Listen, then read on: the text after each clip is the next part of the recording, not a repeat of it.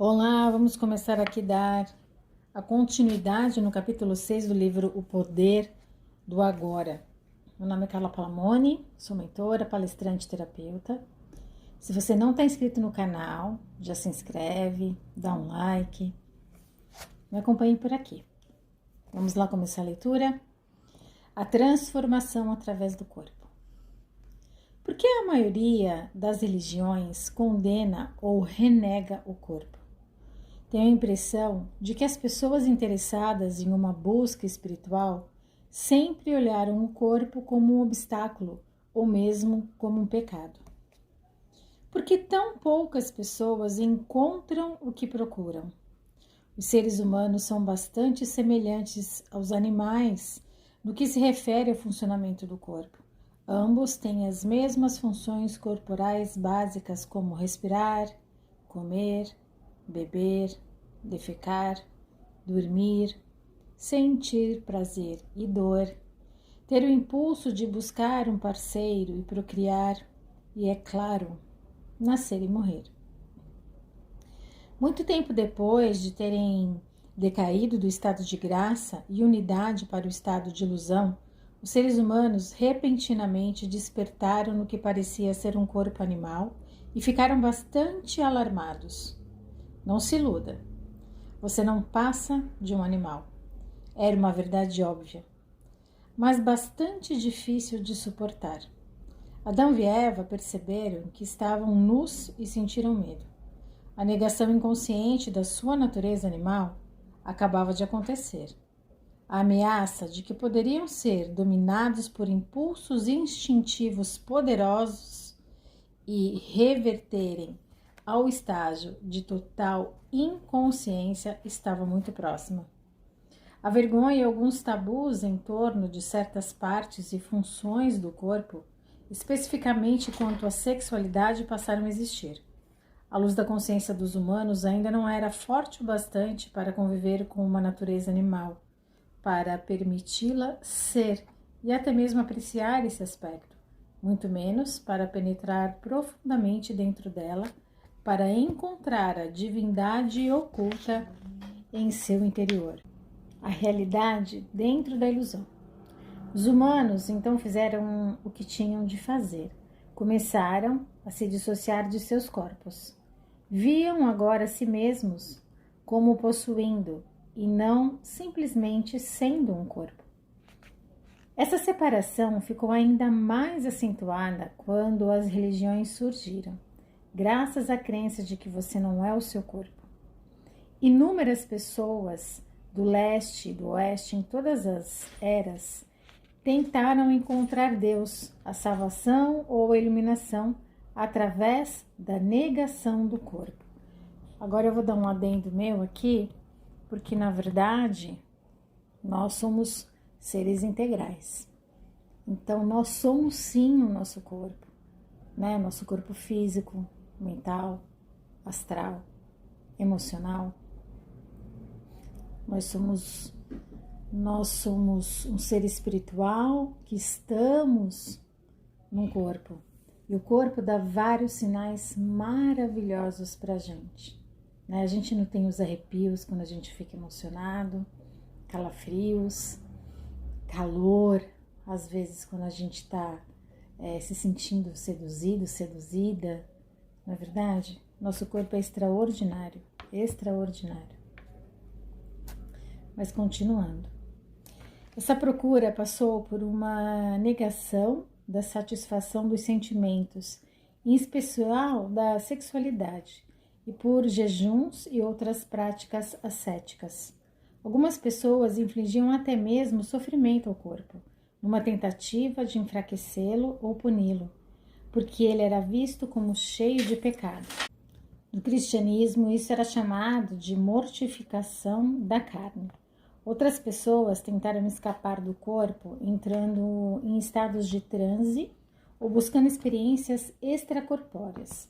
Muitas ainda adotam essas práticas. Conta-se que até Buda praticou a negação do corpo através do jejum e de práticas extremadas de asceticismo durante 6 anos. Mas ele só atingiu a iluminação depois que abandonou essa ideia. O fato é que ninguém jamais atingiu iluminação negando ou combatendo o corpo, ou através de experiências fora dele.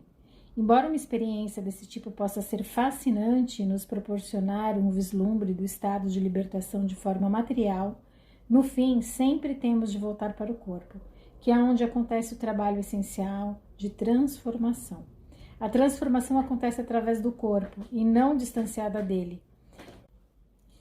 Essa é a razão pela qual nenhum dos verdadeiros mestres jamais defendeu lutar ou abandonar o corpo, embora seus discípulos, com base na mente, frequentemente defendam. Dos antigos ensinamentos relativos ao corpo, somente sobrevivem fragmentos como as palavras de Jesus: todo o seu corpo será preenchido pela luz. Ou mitos, tal como a crença de que Jesus jamais abandonou seu corpo, mantendo-se unido a ele e com ele tendo subido ao paraíso. Quase ninguém até hoje compreendeu esses fragmentos ou o sentido oculto de certos mitos. A crença de que você não é o seu corpo prevalece em todas as partes do mundo, levando a uma negação do corpo e a tentativas de escapar dele. Isso tem impedido que inúmeras pessoas alcancem a realização espiritual e encontrem o que procuram. Um adendo meu aqui, então, eu como mentora, palestrante, terapeuta, sempre enfatizo realmente, né, e por conta da minha formação na Escola Americana de Expansão de Consciência, Access Consciousness, a gente fala muito do corpo, muito do corpo. Nosso corpo é sagrado, é nosso templo, é a nossa morada, e ele é extraordinário. Então, cuidem dos seus corpos, de todos eles, do físico, do mental, do astral, do emocional, é muito importante. Continuando. É possível recuperar os ensinamentos perdidos sobre a significação do corpo ou reconstruí-los a partir de fragmentos existentes? Não há necessidade disso. Todos os ensinamentos espirituais vêm da mesma fonte. Nesse sentido, existe e sempre existirá somente um mestre, que se manifesta de vários modos diferentes. Eu sou esse mestre e você também é, desde que seja capaz de acessar a fonte interna. E o caminho é através do corpo inteiro. Embora todos os ensinamentos espirituais tenham origem na mesma fonte, no momento em que eles são verbalizados e escritos, não passam de ajuntamentos de palavras.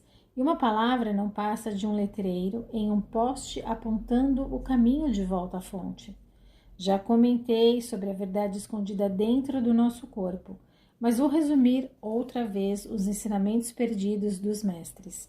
Portanto, aqui está um outro letreiro. Por favor, procure sentir o seu corpo inteiro enquanto ler ou ouvir o sermão sobre o corpo. Aquilo que percebemos como uma estrutura compacta chamada corpo, que é sujeito às doenças, ao envelhecimento e à morte, não é real, não é você. É uma percepção errada da nossa realidade essencial, que está além do nascimento e da morte, cuja a causa está nas limitações da nossa mente. A mente, tendo perdido o contato com o ser, cria o corpo como uma prova de sua crença ilusória de separação para justificar o seu estado de medo. Mas não despreze o corpo, porque é no interior desse símbolo de não permanência, limitação e morte que está contido o esplendor da nossa realidade essencial e imortal. Não desvie a atenção para outro lugar em sua busca da verdade, pois ela não pode ser encontrada em nenhum outro lugar que não no interior do seu corpo. Não lute contra o seu corpo, porque ao fazer isso, você está lutando contra a sua própria realidade. Você é o seu corpo.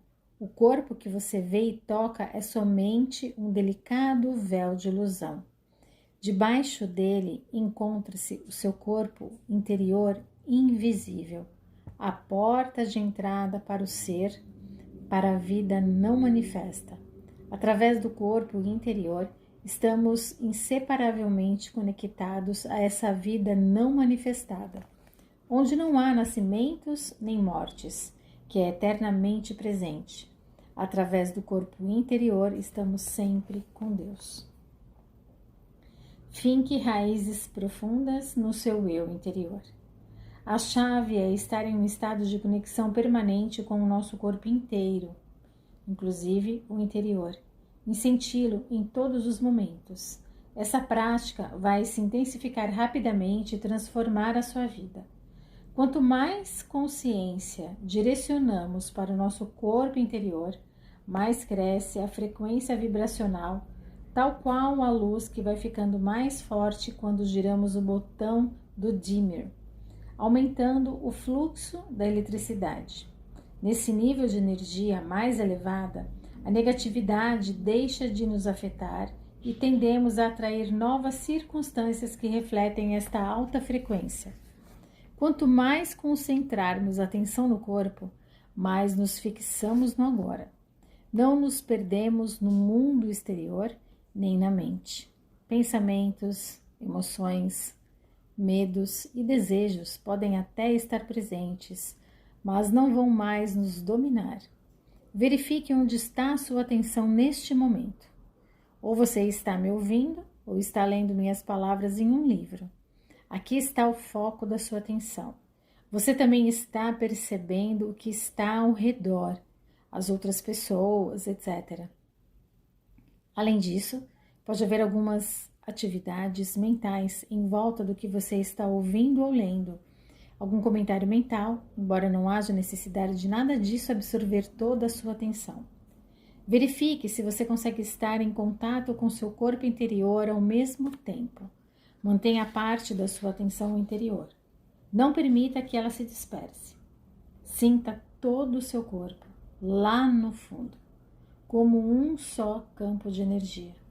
É quase como se você estivesse ouvindo ou lendo com todo o seu corpo. Pratique nos próximos dias e semanas. Não desvie toda a sua atenção na mente nem no mundo exterior. Procure por todos os meios se concentrar naquilo que você está fazendo, mas sinta o corpo interior ao mesmo tempo, sempre que possível. Tenha as raízes fincadas dentro de você. Observe então como isso alerta o seu estado de consciência e a qualidade do que você está fazendo. Sempre que você tiver de esperar, esteja onde estiver, use esse tempo para sentir o seu corpo inteiro. Assim, os engarrafamentos de trânsito e as filas vão se tornar mais agradáveis. Em vez de se projetar mentalmente para longe do agora, aprofunde-se no agora, ao se aprofundar no seu corpo. A habilidade de perceber o corpo interior vai gerar um modo de vida novo, um estado de conexão permanente com o ser e trazer uma profundidade à sua vida que você jamais imaginou. É fácil ficar presente como observador da mente quando as raízes estão firmemente fincadas no corpo interior. Nada que aconteça do lado de fora pode nos abalar. A menos que você esteja presente, e habitar o corpo é sempre um aspecto fundamental dessa prática. A mente vai continuar governando você. O script armazenado na mente, aprendido há tanto tempo, vai ditar o modo de pensar e agir. Podemos nos livrar dele por períodos curtos, mas dificilmente por um período longo. Isso se comprova facilmente quando alguma coisa vai mal, ou quando existe alguma perda ou aborrecimento. Nossa reação condicionada vai ser, então, involuntária, automática e previsível, alimentada por uma emoção básica que está por baixo do estado identificado com a mente, que é o medo. Portanto, quando surgirem os desafios, como sempre surgem, adote o hábito de penetrar direto em seu eu interior e se concentrar no máximo que puder no campo de energia interna do seu corpo. Não leva muito tempo, só uns segundos, mas isso tem de ser feito no exato momento em que o desafio acontece. Qualquer demora vai permitir que a reação condicionada mental e emocional apareça e domine você. Quando dirigimos o foco para o corpo interno e sentimos o corpo interior, imediatamente ficamos serenos e presentes, porque estamos tirando a consciência do campo da mente. Se precisarmos de uma resposta durante essa situação, ela virá desse campo interior. Assim como o sol é infinitamente mais brilhante do que a chama de uma vela, há uma inteligência infinitamente maior no ser de que em nossa mente, enquanto mantivermos um contato consciente com o nosso corpo interior, somos como a árvore que estão enraizadas bem fundo na terra, ou como um edifício com fundações sólidas e profundas. Essa última analogia foi utilizada por Jesus na geralmente incompreendida parábola dos dois homens que construíram suas casas. Um deles construía a sua na areia, sem fundações. E quando a tempestade e enchentes vieram, arrastaram a casa com elas. O outro homem cavou fundo até que alcançou a rocha. Só então construiu sua casa, que não foi arrastada pelas enchentes. Então hoje a gente fica por aqui, que eu vou lendo de pouquinho em pouquinho. De 15 a 20 minutos tem aí o tempo dos vídeos, dos áudios. Mas você vai dando continuidade. Vai ouvindo, assimilando. Então, tenha uma ótima vida. Aproveite o agora, que é o único lugar que as coisas acontecem. Tá bom? Seu passado já foi, te ensinou, seu futuro tá por vir. Mas a sementinha que você vai colher lá na frente, é agora que você vai plantar. Então, aproveita, dá um like e se inscreve aí no canal. Até mais!